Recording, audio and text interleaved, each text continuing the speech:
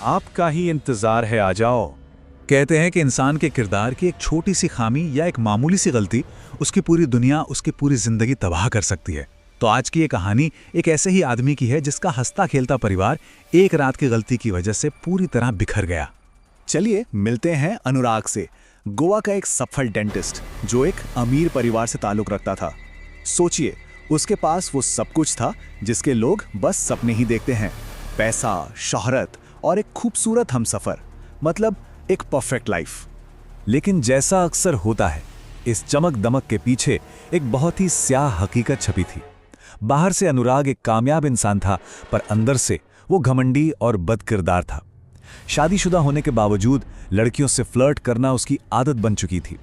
वो एक दिल तोड़ने वाली मशीन था, और जब भी कोई लड़की उसे बद्दुआ देती ना, तो वो हंसकर कहता, इन बातों से मुझे कोई फर्क नहीं पड़ता। और फिर आई वो रात जिसने उसकी जिंदगी को हमेशा हमेशा के लिए बदल दिया।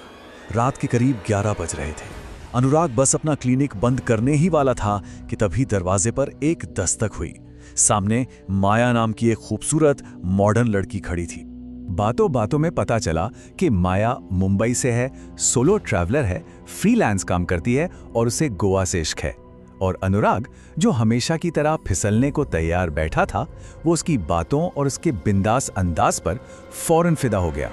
तो जब माया ने टैक्सी के बारे में पूछा, अनुराग ने सोचा, बस यही तो मौका है। घर पर उसकी पत्नी इंतजार कर रही थी, लेकिन ये ख्याल उसके जहन से मानो उड़ ही गया।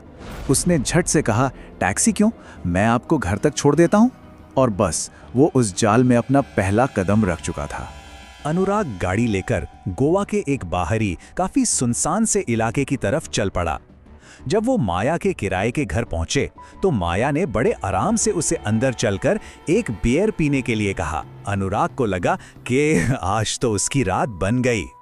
बस एक बियर खत्म करने के बाद जैसे ही अनुराग ने जाने के लिए उठने की कोशिश की, उसे लगा जैसे पूरा कमरा घूम रहा हो, और वो वहीं सोफे पर डह गया। उसका शरीर पूरी तरह बेजान हो चुका था, लेकिन उसका दिमाग अभी भी काम कर रहा था। वो सब कुछ महसूस कर सकता था, पर हिल नहीं सकता था। जब अनुराग की आंखें दोबारा खुली, तो सामने का मंजर रूह कपा देने वाला था। वो एक दूसरे कमरे में था, हाथ कसकर बंधे हुए थे, और उसके सामने जो बैठी थी, वो माया नहीं थी। मतलब वो माया थी, पर अब वो वैसी नहीं दिख रही थी जिससे वो कुछ देर पहले मिला। सोचिए जरा, माया एक काले शॉल में लिपटी हुई, उसका आधा चेहरा कालिक से पोता हुआ। कमरे में रोशनी के नाम पर सिर्फ कुछ मोमबत्तियां जल रही थी, और उनके बीच जमीन पर एक शैतान का चेहरा बना था।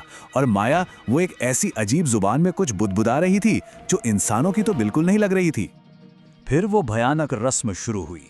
सबसे पहले माया ने अपना हाथ काटा और अपने खून की बूंदें उस शैतानी चेहरे पर टपकाने लगी। उसका मंत्र पढ़ना और तेज हो गया।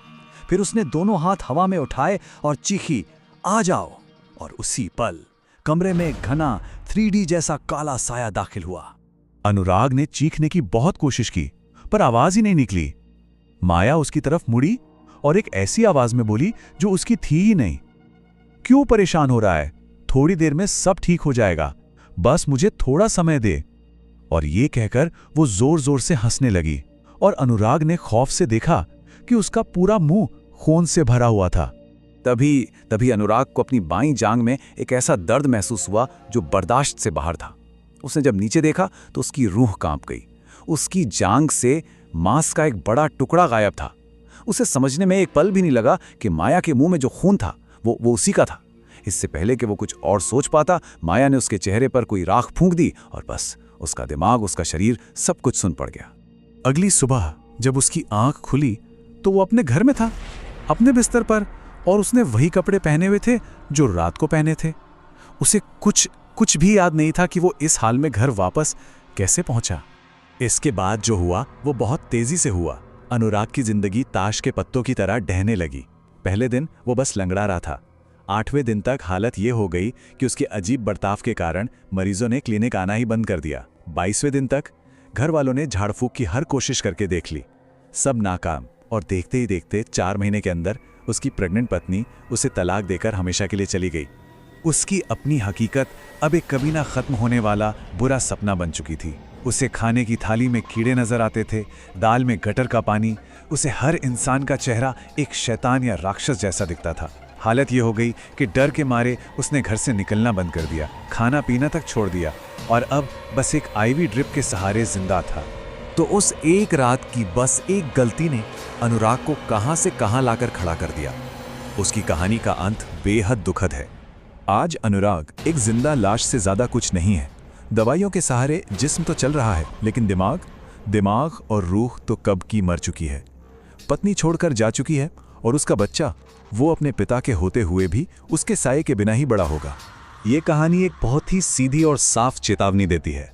एक ढीला किरदार और किसी अजनबी पर आंख बंद करके भरोसा करना, खासकर तब जब आप उनके इलाके में हों, इसका अंजाम पूरी तबाही, पूरी बर्बादी हो सकता है। अनुराग की कहानी हमें एक बहुत ही अहम सवाल पर लाकर छोड़ देती है कि किरदार की एक छोटी सी कमी, एक मामूली सी गलती, क्या उसकी असली कीमत वाकई इतनी भयानक हो सकती है? इस पर सोचिएगा जरूर।